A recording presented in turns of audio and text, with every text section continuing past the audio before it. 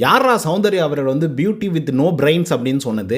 சௌந்தர்யாவுக்கு ஒண்ணுமே தெரியாது, பச்சை மண்ணுன்னு எவனாவது இதுக்கப்புறம் சொன்னீங்கன்னா அவ்வளோதான். பாரு, இன்னைக்கு வந்து செகண்ட் ப்ரோமோ வந்து ரிலீஸ் ஆயிருக்கு. எல்லாரும் அவன் பட்ட கஷ்டத்தை தான் வந்து சொல்லிட்டு இருக்கான். ஆனால் அந்த பொண்ணு மட்டும்தான் கேம் ரீதியாக கரெக்டான பதில் வந்து சொல்லியிருக்கு.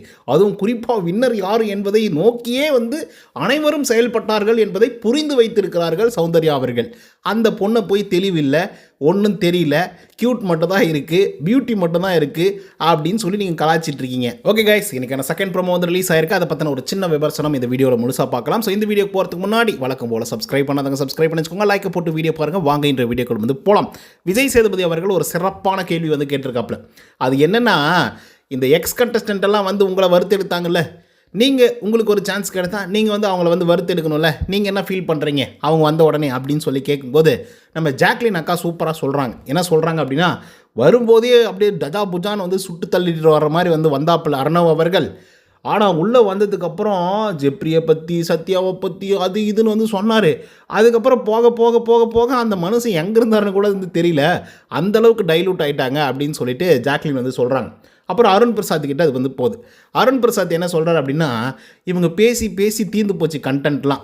வெளியில் இப்படி நடக்குது, இப்படி செய்கிறார்கள், உங்களுக்கு வந்து இந்த மாதிரி ஒரு ஃபேன் பேஸ் வந்து இருக்குது, இவங்க வந்து வின் பண்ணுறதுக்கான வாய்ப்புகள் இருக்குது அப்படின்னு சொல்லி பல விஷயங்கள் வந்து சொல்கிறாங்க. அதுக்கப்புறம் கண்டென்ட் தீர்ந்து போச்சு, என்ன பண்ணுறது? அப்புறம் நீங்களே ஏதாவது சொல்லுப்பா, நீ வந்து இவனை பற்றி என்ன நினைக்கிற, அவனை பற்றி நீ என்ன நினைக்கிற அப்படின்னு சொல்லி எங்ககிட்டே கண்டென்ட் கேட்குறாங்க. சார் என்ன சார் இவங்கெல்லாம் போய் உள்ளே அனுப்பிச்சிக்கிறீங்களே அப்படின்னு சொல்லி அருண் பிரசாத் ஒரு பக்கம் கலாய்க்கிறாப்புல. அதுக்கப்புறம் தான் சௌந்தர்யா எந்திரிச்சு சொல்கிறாங்க, எல்லாருமே வந்து கலாய்க்கிற மாதிரி வந்து சொன்னாங்களா, எனக்கு பயமாக இருந்துச்சு சார், அதுக்கப்புறம் இப்படியெல்லாம் பண்ணாங்க சார், இப்படியெல்லாம் வந்து ஆச்சு சார் அப்படின்னு வந்து சொன்னாங்க. ஆனால் சௌந்தர்யா மட்டும் பாருங்கள், கேமில் எவ்வளோ கான்சன்ட்ரேட்டடாக வந்து இருந்திருக்காங்க அப்படின்றது உங்களுக்கு நல்லா புரிஞ்சிருக்கும். எந்தெந்த பிளேயர் யார் யாருக்கு சப்போர்ட் பண்ணுறாங்க, எந்த பிளேயர் யாருக்கு ஆதரவாக பேசுகிறாங்க, எந்த பிளேயரு எடுத்த உடனே எவனுக்கு வந்து சப்போர்ட் பண்ணுறாங்க அப்படிங்கிறதெல்லாம் கிளியராக வந்து புரிஞ்சு வச்சு ஒவ்வொருத்தையும் வந்து பார்த்திங்கன்னா பார்த்து பார்த்து வந்து வச்சுருக்காங்க. ஸோ எல்லோரும் வேறு ஒரு ஆன்சர் சொல்லும்போது இவங்க மட்டும் கேமில் ஒரு ஆன்சரை வந்து சொல்கிறாங்க. அதாவது முத்துக்குமரனை தான் குறிப்பிட்டு சொல்கிறாங்க. அதாவது எல்லாம் வந்தவங்கெல்லாம் வந்து பார்த்திங்க அப்படின்னா மொத்த பேரும் சேர்ந்துக்கிட்டு இவனை ஒருத்தனை தான் வந்து வின் பண்ண வைக்கணும் அப்படின்ற மாதிரி வந்து எல்லாரும் பேசிகிட்டு இருந்தாங்க சார் அப்படின்னு வந்து சொல்கிறாங்க. ஆனால் விஜய் சேதுபதி அந்த இடத்துல கேட்டிருப்பாப்புல, யாரம்மா அப்படி வின்னர் ஆக்கணும் அப்படின்னு சொல்லி நினைக்கிறாங்க அப்படின்னு சொல்லி கேட்கும்போது கண்டிப்பாக வந்து சௌந்தர்யா அவர்கள் வந்து முத்துக்குமரன்ற பேரை வந்து சொல்லியிருப்பாங்க. ஸோ அது வந்து பயங்கரமான ஒரு ஹைலைட்டடான ஒரு விஷயம். இதை நீங்கள் சாதாரணமாக எடுத்துக்கவே கூடாது. அது நான் என்ன காமெடிக்கு சொன்னாலையும் சௌந்தர்யாவுக்கு சரியான பிரெயின் இருக்குது, கேமை பக்காவாக விளையாடிட்டு இருக்காங்க. அவங்க கேம்னா டாஸ்க்கை கம்ப்ளீட் பண்ணுறது மட்டும் கேம் இல்லைங்க பாஸ், அதுக்கப்புறம் நடக்கக்கூடிய நிறைய விஷயங்கள் வந்து இருக்குது, அதில் விளையாடுறது தான் கேமு. ஓகேங்களா? ஏன்னா இது வந்து ஒரு ரியாலிட்டி ஷோ. ஸோ இவ்வளோ பிரெயினோடு இருக்கக்கூடிய சௌந்தர்யா அவர்களுக்கு மிகப்பெரிய ஒரு வாழ்த்துக்களை வந்து தெரிவிச்சுக்கிறேன்.